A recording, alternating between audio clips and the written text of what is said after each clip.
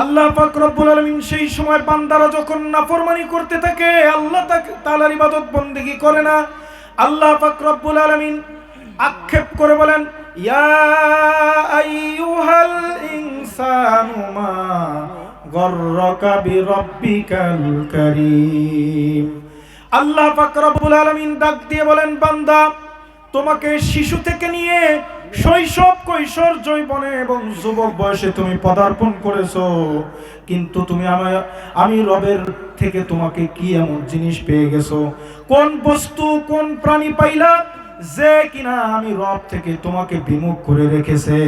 নবিহি ওয়া নাতাওয়াক্কালু আলাইহি ونعوذ بالله من شرور أنفسنا ومن سيئات أعمالنا من يهد الله فلا مضل له ومن يضلل فلا هادي له ونشهد أن لا إله إلا الله وحده لا شريك له الذي له ولا ند له ولا مثل له ولا مثيل له ونشهد أن محمدا عبد الله ورسوله الذي أرسله بالحق بشيرا ونذيرا وداعيا إلى الله بإذنه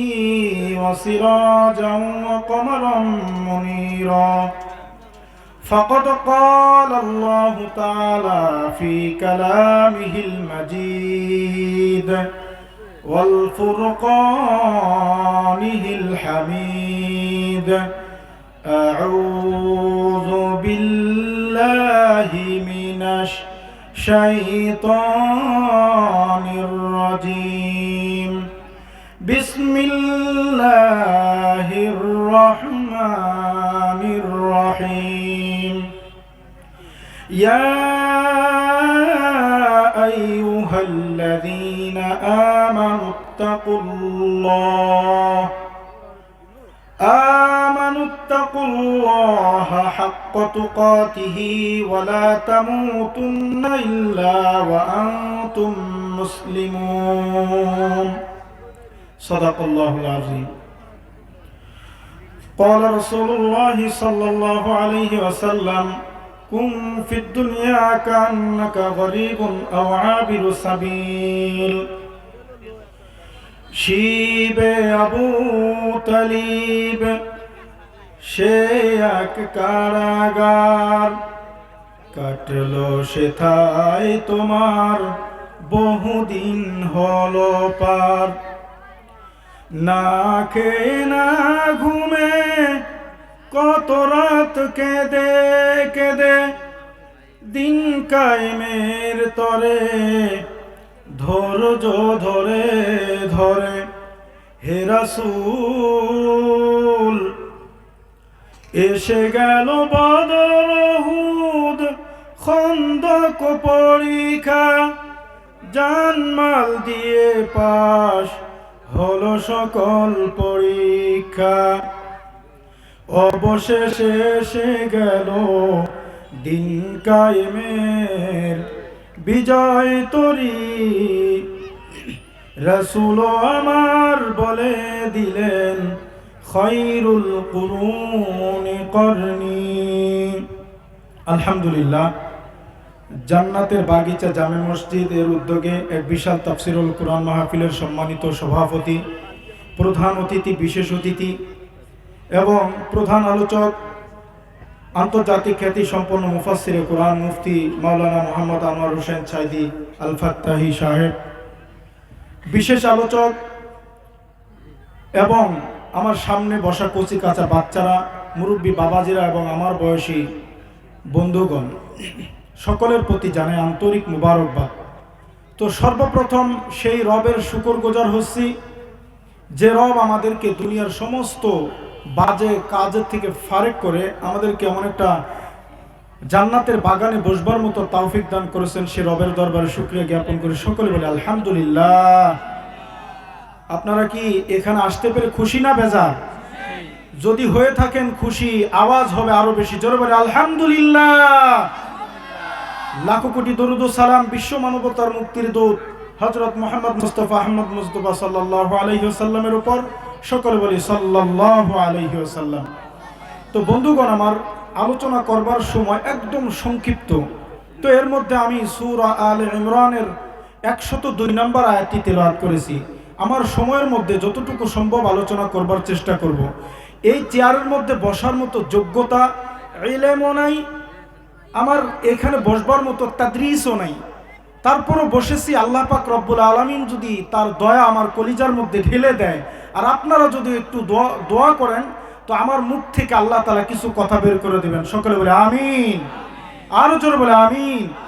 তো বন্ধুগণ আমার, আমরা দুনিয়াতে মানুষ যারা আছি, আমরা কি সবাই মরণশীল? এটা আমরা সবাই জানি, তাই না?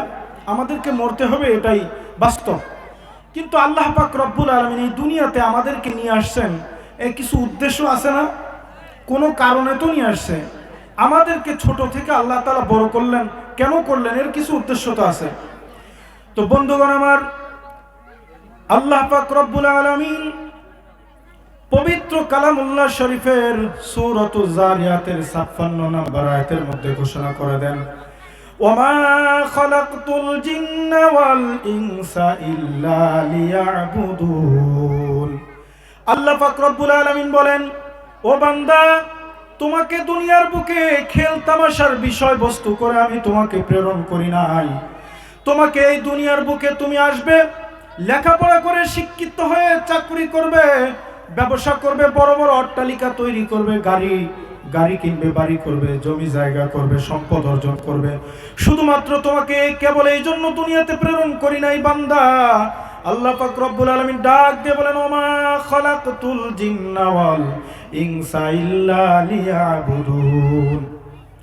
আল্লাহ পাক বলেন, বান্দা, তোমাকে দুনিয়াতে শুধুমাত্র কেবলমাত্র আমি রবের ইবাদত করবার জন্য তোমাকে আমি দুনিয়াতে প্রেরণ করেছি। জোরে বলি সুবহানাল্লাহ। তো আল্লাহ তাআলা আমাদেরকে কেন পাঠিয়েছেন? ইবাদত করবার জন্য। তো বন্ধুগণ আমার, আল্লাহ পাক রব্বুল আলামিন আমাদেরকে দুনিয়াতে পাঠানোর উদ্দেশ্য বলে দিলেন।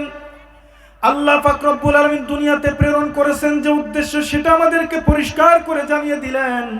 মানুষ এবং জিন জাতিকে শুধুমাত্র আল্লাহ তাআলার ইবাদত করবার জন্য পাঠিয়ে দিয়েছেন।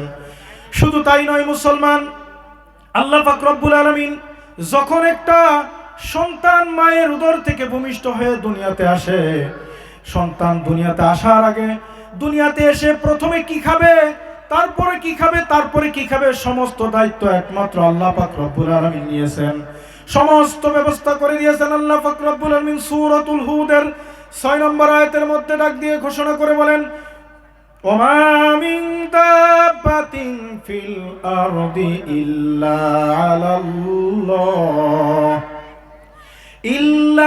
আলাল্লাহি রিজকুহা ওয়া ইয়ালামু মুস্তাকাররাহা ওয়া মুস্তাওদাহা কুল্লুন ফি কিতাবিন মুবিন। আল্লাহ পাক রব্বুল আলামিন ডাক দিয়ে বলেন, বান্দা, দুনিয়াতে মানুষ, দুনিয়াতে জমিনের উপর আসমানের নিচে যত জীব আছে, মানুষ থেকে শুরু করে নিয়ে যত পতঙ্গ, কীট পতঙ্গ, জীব জানোয়ার আছে, সমস্ত প্রাণীর রিজিকের ব্যবস্থা একমাত্র আমি রব্বুল আলামিনের কাছে। জোরে বলি সুবহানাল্লাহ। শুধু তাই নয়, আল্লাহ পাক রব্বুল আলামিন বলেন, ওয়া ইয়ালামু মুস্তাকাররাহা ওয়া মুস্তাওদাহা। ওই বান্দা দুনিয়াতে কি খাবে সেটাও আমি জানি, বর্তমানে কি খাবে সেটা জানি, পরবর্তী ভবিষ্যৎকালে কি খাবে সেটাও আমি রব্বুল আলামিনের ইলমের মধ্যে আছে। জোরে বলি সুবহানাল্লাহ। শুধু তাই নয়, আল্লাহ পাক পরবর্তীতে বলতেছেন, ইয়ালামু মুস্তাকাররাহা ওয়া মুস্তাওদাহা। বান্দা, তুমি বর্তমানে কোথায় থাকো, ভবিষ্যতে কোথায় থাকবে, সেই ইলম আমি রব্বুল আলামিনের মেজাজের মধ্যে আছে। জোরে বলি আল্লাহু আকবার। আল্লাহ পাক রব্বুল আলামিন সমস্ত কিছু কোথায় রেখেছেন? আল্লাহ তাআলা বলতেছেন, কুল্লুম ফি কিতাবিন মুবিন। আমি এই সমস্ত কিছু একটা কিতাবের মধ্যে লিপিবদ্ধ করে রেখেছি। বন্ধুগণ আমার, বলতেছিলাম আল্লাহ পাক রব্বুল আলামিন সন্তান দুনিয়াতে আসবার আগে রিজিকের ব্যবস্থা করে রাখেন। মায়ের উদর থেকে সন্তান যখন ভূমিষ্ঠ হয়, ভূমিষ্ঠ হবার পর বাচ্চা কোনো কথা বলতে পারে না, শুধু কান্নার মাধ্যমে বুঝায় দেয় আমার ক্ষুধা লেগেছে। মায়ের দিলের মধ্যে আল্লাহ পাক রব্বুল আলামিন এমন যান্ত্রিক সিস্টেম করে দিয়েছেন, শিশু যখন কান্না করে মা বুঝতে পারে এখন তার ক্ষুধা লেগেছে। আবার কোন সময় যখন কান্না করে মা বুঝতে পারে বাচ্চার ঘুম ধরেছে। আবার কোন সময় যখন কান্না করে মা বুঝতে পারে তার কোনো প্রকারের অসুবিধা হচ্ছে। এরকম ভাবে যখন সেই বাচ্চা যখন আস্তে আস্তে বড় হতে থাকে, মায়ের বুকের দুধ দিয়ে তার যখন পেট ভরতে থাকে না, পেট ভরে না, এমন অবস্থা আল্লাহ পাক রব্বুল আলামিন বাচ্চার মুখের মধ্যে ছোট ছোট দাঁতের ব্যবস্থা করে দেন, যাতে করে বাহিরের কোনো কিছু চিবিয়ে খেয়ে তার পেটের ক্ষুধা নিবারণ করতে পারে। তো আল্লাহ পাক রব্বুল আলামিন আস্তে আস্তে মায়ের বুকের দুধ এক সময় বন্ধ করবার নিষেধ করে দিলেন, আর খাওয়া যাবে না। বাচ্চার মুখ ভর্তি দাঁত দিয়ে দেয়, সমস্ত কিছু খেতে পারবে। বন্ধুগণ আমার, শুধু তাই নয়, বাচ্চা যখন আস্তে আস্তে পরিপূর্ণাঙ্গ হয়ে যায়, নারায়ে তাকবীর, নারায়ে তাকবীর। দ্বিতীয় মেহমানের আগমন, দ্বিতীয় মেহমানের আগমন, নারায়ে তাকবীর। বন্ধুগণ আমার, বলতেছিলাম বাচ্চা যখন পরিপূর্ণ একজন মানুষে পরিণত হয়, আর আল্লাহ পাক যে উদ্দেশ্যে মানুষকে সৃষ্টি করেছেন সে উদ্দেশ্যের পরিপন্থী কাজ যখন করতে থাকে, আল্লাহ পাক রব্বুল আলামিন এই সব কিছুই কিন্তু জানেন যে কখন কি হবে, জানেন না? তো আল্লাহ পাক রব্বুল আলামিন সমস্ত কিছু জানবার পর বান্দা যখন পরিপূর্ণ মানুষ রূপে পরিপূর্ণ হয়ে যায়, তো যখন আল্লাহ তাআলার বিধান অনুযায়ী ইবাদত বন্দেগী করে না, আল্লাহ তাআলা আক্ষেপ করে বলেন, আল্লাহ তাআলা কি করে বলেন? আক্ষেপ করে বলেন। তো বন্ধুগণ আমার, আমি যে আয়াতে কারিমা তেলাওয়াত করেছিলাম সূরা আলে ইমরানের 102 নম্বর আয়াত, আমি এই আয়াতের আলোচনা তাফসীর করে শেষ করে দিচ্ছি। তো আল্লাহ পাক রব্বুল আলামিন সূরা আলে ইমরানের 102 নম্বর আয়াতের মধ্যে ঘোষণা করে দিয়ে বলেন, ইয়া আইয়ুহাল্লাযীনা আমানুত্তাকুল্লাহ হাক্কা তুকাতিহি ওয়া লা তামুতুন্না ইল্লা ওয়া আনতুম মুসলিমুন। আল্লাহ পাক রব্বুল আলামিন বলেন, ইয়া আইয়ুহাল্লাযীনা আমানুত্তাকুল্লাহ। আল্লাহ তাআলা ডাক দিয়ে বলেন, হে ঈমানদারগণ, তোমরা আল্লাহ তাআলাকে ভয় করো। কিসের মতো? হাক্কা তুকাতিহি, হক অনুযায়ী আল্লাহকে ভয় করো। আচ্ছা, এখানে একটা কথা আছে, আমরা বিড়াল দেখলে কিছু মানুষ ভয় পায়, হ্যাঁ, কিন্তু বিড়ালের চাইতে কুকুর দেখলে আরো বেশি ভয় করে না? কিন্তু ওই কুকুরের জায়গায় যদি একটা শিয়াল বের হয় আরো ভয় বেশি লাগে না? শিয়ালের জায়গায় একটা বাঘ আসলে আরো ভয়, সেখানে একটা সিংহ বের হইলে আরো ভয়। তাহলে আস্তে আস্তে যত উপর দিকে যাচ্ছে ভয় বাড়তেছে না? তো সে অনুযায়ী আমার আল্লাহ পাক রব্বুল আলামিন কত বড়, বর্ণনা দেবার মতো সময় আমার কাছে নাই, বিশাল আলোচনা করতে হবে আল্লাহ তাআলা কত বড়, যদি বোঝাতে যায় অনেক সময় লাগবে। তো আল্লাহ পাক রব্বুল আলামিন যত বড় ততটা ভয় তাকে করতে হবে আল্লাহ তাআলা। সেজন্য বলেন, ইয়া আইয়ুহাল্লাযীনা আমানুত্তাকুল্লাহ, হে ঈমানদারেরা তোমরা আল্লাহ তাআলাকে ভয় করো। কেমন ভয়? হাক্কা তুকাতি, আল্লাহ তাআলার যতটুকু হক ততটুকু মেনে ভয় করো। হাক্কা তুকাতিহি ওয়া লা তামুতুন্না, এবং তোমরা মৃত্যুবরণ করো না। কি বলেছে দেখেছেন? মৃত্যুবরণ করতে নিষেধ করতেছে। আচ্ছা, নিজের জীবন কেউ আটকায় রাখতে পারবেন? কেউ কি রাখা যাবে? আল্লাহ তাআলা বলেন, ওয়ালা তামুতুন্না ইল্লা ওয়া আনতুম মুসলিমুন, তোমরা মৃত্যুবরণ করো না ওই পর্যন্ত যতক্ষণ পর্যন্ত না তুমি নিজেকে মুসলমান বানাতে পেরেছো। আচ্ছা, আমরা কি মুসলমান না? আমাদেরকে আল্লাহ তাআলা ইয়া আইয়ুহাল্লাযীনা আমানু, হে ঈমানদারগণ তোমরা আবার কি করো না, মরো না মুসলমান হওয়া পর্যন্ত। এখন বিষয়টা কি বুঝতে পারছো? অনেক জটিল বিষয় না? মুসলমান না হয়ে মরতে না বলতেছে, কিন্তু আমরা তো সবাই মুসলমান। আমরা সবাই কি মুসলমান না? আমাদের নাম দিয়েছে আমাদের জাতির পিতা, মিল্লাতা আবিকুম ইব্রাহিম হুয়া সাম্মাকুমুল মুসলিমিন। আমাদের নাম রেখেছে কে? আমাদের জাতির পিতা। জোরে বলেন, আমাদের জাতির পিতা কে? ওই জাতির পিতা নাই যার মাথা ভেঙে ফেলে উপরে উঠে পেশাব করে দেয়, ওরকম বজ্জাত মার্কা জাতির পিতা আমাদের না। আমাদের জাতির পিতা কে? মুসলমান যদি কোনো ব্যক্তি হয়ে থাকে তার জাতির পিতা কোনো মানুষের, সাধারণ মানুষ হতে পারে না। মুসলমানদের জাতির পিতা একমাত্র তিনি কে? ইব্রাহিম আলাইহিস সালাতু ওয়াস সালাম। আমাদের নাম রেখেছেন মুসলমান, সেই সূত্র আমরা মুসলমান। কিন্তু আল্লাহ তাআলা এমন একটা আয়াত নাজিল করে দিলেন, নাজিল করে দিয়ে বলতেছেন, ইয়া আইয়ুহাল্লাযীনা আমানু, হে ঈমানদারেরা, তোমরা, আবার ঈমানদারদেরকে মুসলমান হইতে বলতেছে। কথা বুঝতে পারছেন? তো সম্মানিত উপস্থিতি, তো আমার সময় একদম সংক্ষিপ্ত সময়ের মধ্যে কি আলোচনা করি, কি আর বলি, এর মধ্যে হয় না। তো আসলে আমি যদি পরবর্তীতে আরো কোথাও আপনাদের সাথে দেখা, ইনশাল্লাহ আমি আলোচনা করব। তো সম্মানিত উপস্থিতি, আমি আরেকটা, যেহেতু মা বোনেরা আসছে তাদের জন্য আমি একটা হাদিস শুনিয়ে যাই, সময় যেহেতু সংক্ষিপ্ত। মা বোনরা যারা আসছে তাদের জন্য জান্নাতে যাওয়া একদম সহজ। তাদের জন্য জান্নাতে যাওয়া কি একদম সহজ। 4টে কাজ করলে মহিলারা জান্নাতে যাবে। কয়টা কাজ জোরে বলেন? শিখা যান কয়টা কাজ? 1 নাম্বার কাজ নামাজ আদায় করবে। কি করবে? জোরে বলেন। দ্বিতীয় কাজ হচ্ছে রমজান মাসে রোজা রাখবে। কি করবে? জোরে বলেন। তৃতীয় কাজ হচ্ছে লজ্জাস্থানের হেফাজত করবে। কি করবে? লজ্জাস্থানের হেফাজত করবে। চতুর্থ নাম্বার কাজ হচ্ছে স্বামীর হুকুম মানবে। কি করবে?